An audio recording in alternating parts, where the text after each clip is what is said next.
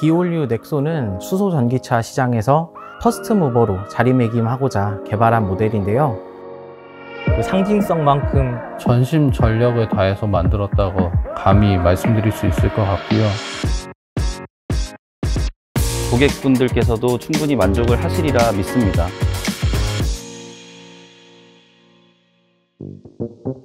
안녕하십니까. TMI 디올류 넥소 편 진행을 맡은 MLB 프로젝트 2팀의 김호중 책임연구원입니다.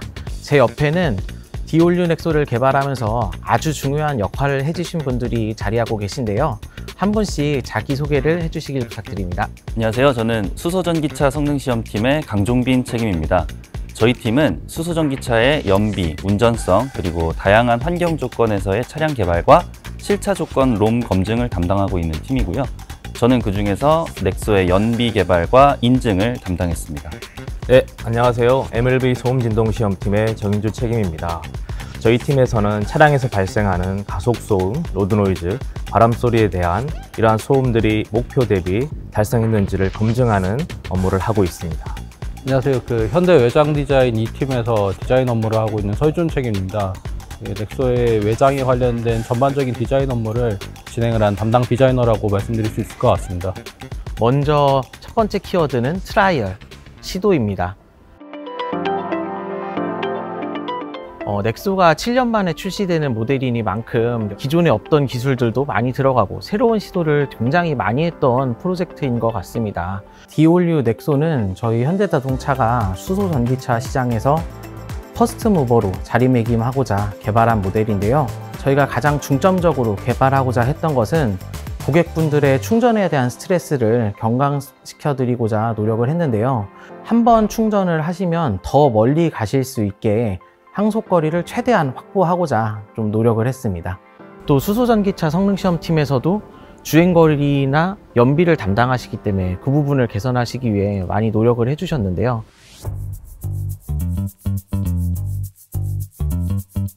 DT 로직은 Distance to Empty의 약자인데요.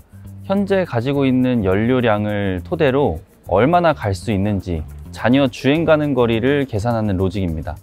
내연기관에서 사용을 했었던 고정연비라는 개념과 또 전기차에서 사용한 학습연비라는 개념을 같이 합쳐서 사용을 했는데요.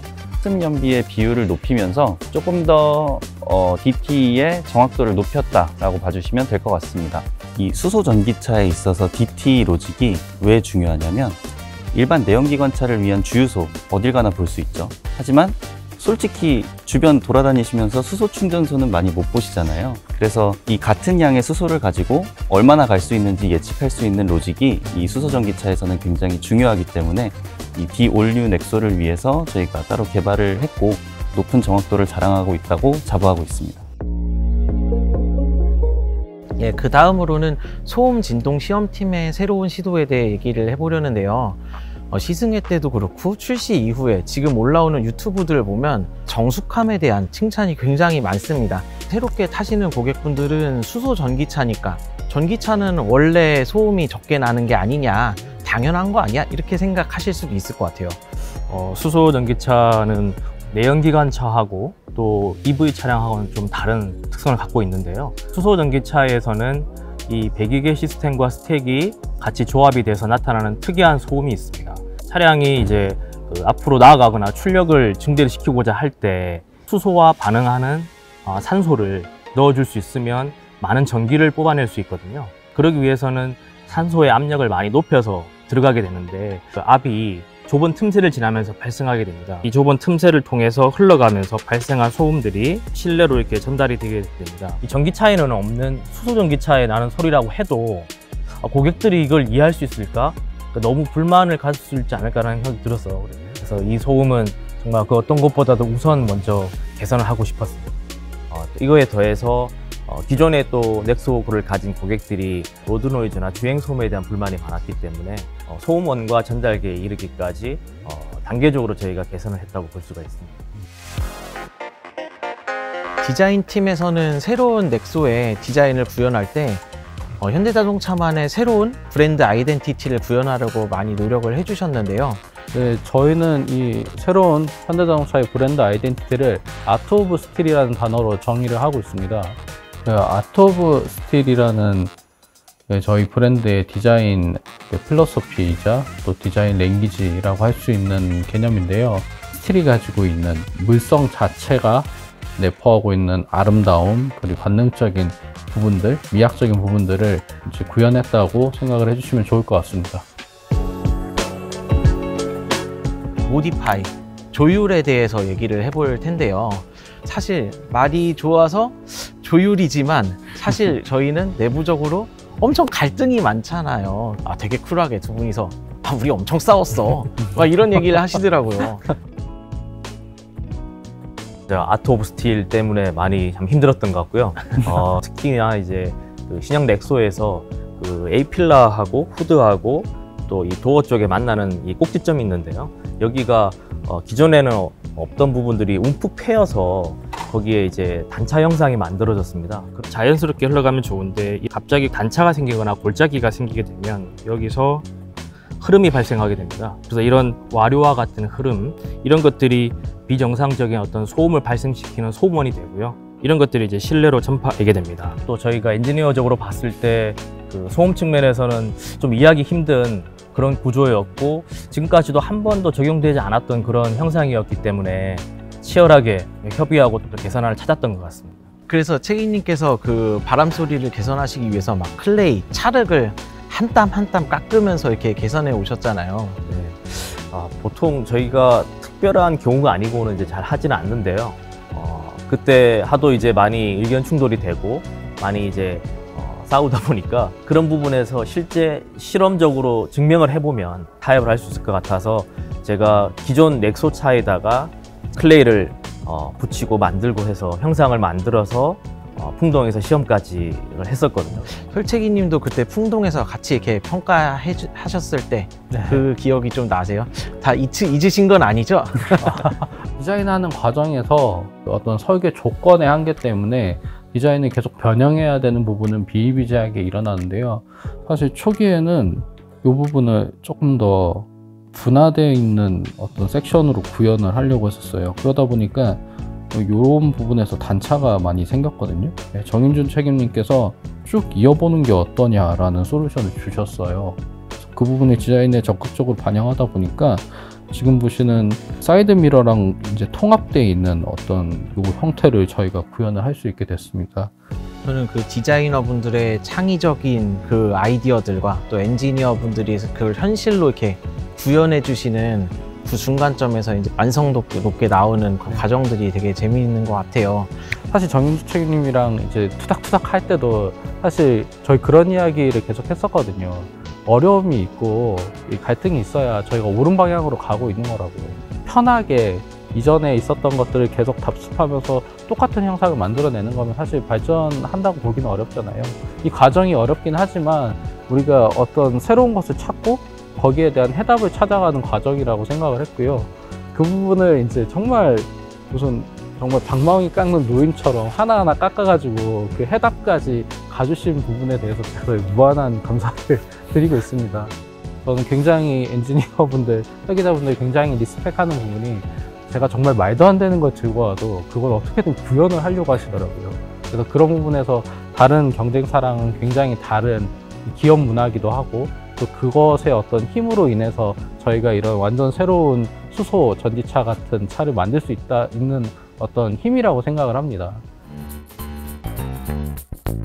저는 아무래도 연비 개발을 하는 입장이다 보니까 루트 플래너라는 기능을 꼭 넣고 싶은 마음이 있었는데 아무래도 우리 팀만 할 수 있다고 해서 되는 게 아니라 PM분들을 통해서 다른 팀까지 다 좀 설득을 하고 같이 개발이 이루어져야 되는 부분이기 때문에 그 부분에서는 조금 좀 힘들었던 것 같아요. 제가 DT 로직을 개발을 하면서 워낙 전국의 방방곳곳을 다니다 보니까 충전소의 위치를 정확하게 알고 있지 않는 한 내가 목적지까지 가면서 SOF가 어느 정도 수준인지 정확하게 판단하기가 어렵더라고요. 그래서 실사용자 입장에서 루트 플래너가 정말 도입이 필요할 것 같다라고 김호중 책임님께 많이 어필을 드렸고, 그때 제가 당시 했던 말이 솔직히 저보다 수소전기차 많이 탄 사람 없을 것 같다. 제가 제일 많이 타봤는데 이 기능 꼭 필요합니다 라는 식으로 적극적으로 어필을 했고, 김호중 책임님께서 너무 감사하게도 동의를 해주셔서 같이 다른 팀들을 이렇게 설득하고 협업하는 데 도움이 많이 됐던 것 같습니다. 아무래도 충전소 정보가 공공 데이터이다 보니까 저희가 컨트롤할 수가 없고, 그때 부정확한 정보가 들어와서 소비자분들께 또 불편함을 야기할 수도 있다는 그런 우려가 있었는데요.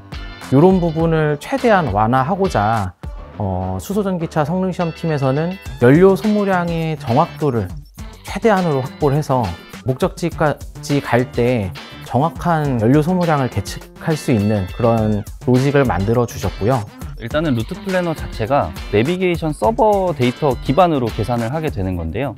결국에는 데이터가 많을수록 정확도가 높아지는 거기 때문에 여기서 뭐 부산도 찍어보고, 부산에서 강릉 찍어보고, 강릉에서 광주 찍어보고, 광주에서 다시 마북연구소 찍어보고, 전국을 왔다 갔다 하면서 추천해주는 충전소 가보고, 충전 잘 되는지, 도착했을 때의 예상 SOF와 실제 도착한 SOF가 정확히 잘 맞는지, 이런 것들을 검증하면서 전국을 돌아다녔습니다. 근데 현재 개발 완료 단계에서는 SOF가 플러스 마이너스 3%포인트까지는 들어오는 것을 확인을 했고요. 여기서 대전을 도착했을 때 50%가 될 거야 라고 안내를 해줬으면, 많이 써도 47, 적게 써도 53% 이 안에는 도착을 한다. 운전자께서 과도하게 연비운전을 하시거나 아니면 과도하게 좀 급가속, 급감속을 하시지 않으신 한에서는 이 정도 오차 범위 안에서는 제가 보장드릴 수 있을 것 같습니다. 마지막 키워드는 바로 임프로브입니다. 기존 넥소와 비교했을 때 향상된 성능, 저는 가장 큰 차별점으로는 주행 가는 거리를 뽑고 싶어요. 수소전기차 성능시험팀에서 주행 가는 거리를 최대로 늘려주셨는데요. 주행 가는 거리 좀 자랑을 좀 해주시겠어요? 주행 가는 거리가 여러분 720km입니다. 720km. 이 720km라는 게 사실 이 연료전지 쪽만 잘한 게 아니라 뭐 모터 인버터 시스템이나 배터리 같은 PE 시스템 효율에서 굉장히 많은 개선이 이루어졌고, 그 전기차와 하이브리드 쪽에서 개발해 놓은 그런 많은 아이템들을 다행히 저희가 흡수를 할 수 있게 돼서 효율적인 부분에서의 이득을 봤고요. 또 두 번째로는 수소 가용량 부분에서도 굉장히 많은 발전이 있었습니다. 효율 운전을 하기 위해서 출력 분배비라던가 이런 부분도 수소전기차 성능시험팀에서 개발을 해주셨잖아요. 네, 좋은 부분 짚어주셨는데요. 출력 분배비라는 개념이 이번 디올뉴 넥소에 처음 도입이 됐습니다. 이게 어떤 개념이냐면, 수소전기차에는 두 가지 에너지원이 있어요. 이 첫 번째가 수소 연료전지 스택이 있고, 두 번째가 배터리가 있습니다. 이 두 가지 에너지원을 차량에서 요구하는 출력 중에 어느 부분만큼을 배터리가 쓰고 어느 부분만큼을 수소 연료전지 스택이 쓸 건지를 잘 분배해서 나눈 게 출력 분배비라는 개념이고요. 예를 들어서 차량에서 100만큼의 출력을 요구하고 있을 때 스택에서는 30을 내고 배터리에서 70을 낼 건지, 뭐 스택에서 50을 내고 배터리에서 50을 낼 건지, 이런 부분을 통해서 가장 효율적인 운전을 하는 게 이번 출력 분배비의 목표였습니다. 강채기님께서 스택과 배터리에 대해서 얘기해 주셨는데, 배터리 같은 경우는 용량이 2배로 증가되면서 전반적인 차량 출력이 많이 개선됐습니다. 그래서 제로백이라든가 고속도로에서 앞차를 추월할 때 필요한 그런 추월 가속 성능이 한 단계 더 개선돼서 굉장히 좋은 호평을 받고 있습니다. 디올뉴 넥소 디자인 보면서 어떠셨어요? 솔직히 계셔서 드리는 말씀이 아니라 디자인이 너무 압도적이고 좀 스타일리시하게 잘 나와서 진짜 디자인이 잘 뽑힌 것 같아요. 사실 넥소라는 이전 이 차만이 가지고 있는 특성과 저희 브랜드의 아이덴티티를 같이 잘 융합해서 보여드려야 되는 입장이기 때문에 걱정이 좀 있었는데, 이 걱정을 해소할 수 있었던 방법이 크로스 섹션이라는 방식인데요. 철이 가지고 있는 단단한 속성과 그 끝부분에서 이제 부드럽게 텐션감으로 이어지는 섹션, 그 섹션을 쭉 일관적으로 들어갈 수 있는 큰 이제 언어를 하나 만들고, 그 언어를 차 안에서 구현을 하려고 했던 거죠.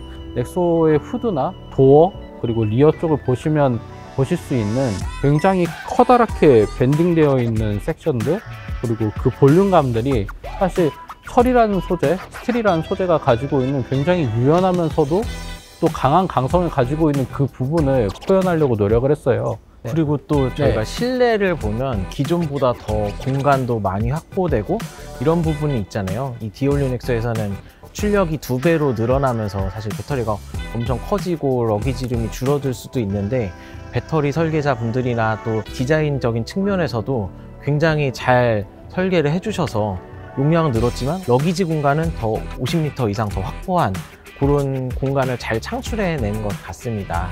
그리고 저희가 그 러기지 룸뿐만 아니라 2열의 승객석 공간도 많이 늘어났거든요. 신형 넥소로 가면서 저희가 또 주안점으로 준 것이 2열 공간의 확보였습니다. 그래서 2열 공간을 확보하기 위해서 1열 시트백은 더 얇게 설계하고 2열 시트의 등받이 각도를 더 많이 눕힐 수 있도록 내부 구조를 개선을 했습니다.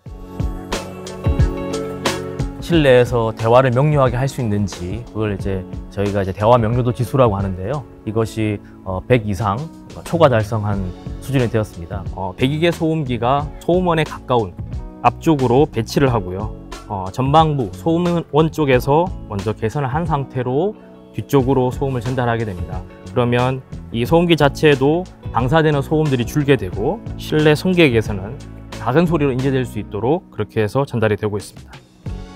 1차적으로 배기계를 통해서 구조 변경을 하고 실내로 전달되는 흡차음재들을 순차적으로 배기계에 근접한 순으로 저희가 좀 적용했고요. 지금 후석 쪽에 있어서는 저희가 신규로 적용한 부품들이 좀 많습니다. 그래서 그 부분에 대해서 저희가 기존 차음 글라스라든지 그다음에 러기지 아이소 패드라든지 또 블랭킹 커버 뭐 이런 신규 적용된 부품들을 통해서 후속 차폐감도 개선할 수 있었고요. 모든 타이어에 흡음 타이어를 다 적용했습니다. 이거는 동급 최초인데요.